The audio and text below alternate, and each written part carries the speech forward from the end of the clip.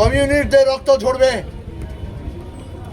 কমিউনিস্টরা রক্ত ঝরাবে, কমিউনিস্টের পা ভাঙবে, মাথা ফাটবে, খুন হবে, শহীদ হবে, তারপরে আমরা এই লাল ঝান্ডা ছাড়বো না।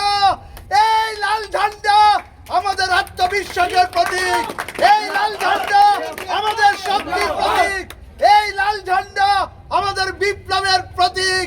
এই রাজ্যে বিজেপি আরএসএস রাষ্ট্রশক্তির মদতে রাজ্যের উত্তর থেকে দক্ষিণ, পূর্ব থেকে পশ্চিম যে সন্ত্রাস কায়েম করেছে, এই সন্ত্রাসের বিরুদ্ধে আগামীর আন্দোলন আরো শক্তিশালী হবে। আজ পর্যন্ত কে তদন্তকারী অফিসার আমরা জানি না।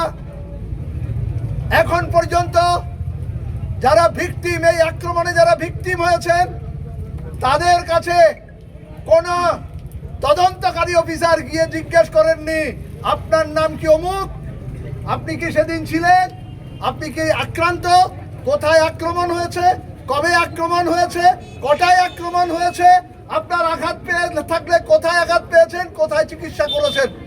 কোন প্রশ্ন, কোন তদন্ত এখনো শুরু হয়নি। আর সিআইটির কেন্দ্রীয় সমাবেশে আগরতলায় জমায়েতে অংশ নেওয়ার জন্য শুধুমাত্র ওভারব্রিজের উপর দিয়ে হেঁটে গিয়েছিলেন, কারণ সমস্ত যান চলাচল সেদিন বন্ধ করে দেওয়া হয়েছিল। সেই অপরাধে আমাদের 4 জন পার্টি কর্মী শ্রমিক 28 দিন আগরতলা জেলে জেলবন্দি ছিলেন। ধিক্কার জানাই এই রাজ্য সরকারকে, ধিক্কার জানাই স্বরাষ্ট্র প্রশাসনকে, ধিক্কার জানাই আরক্ষা প্রশাসনকে।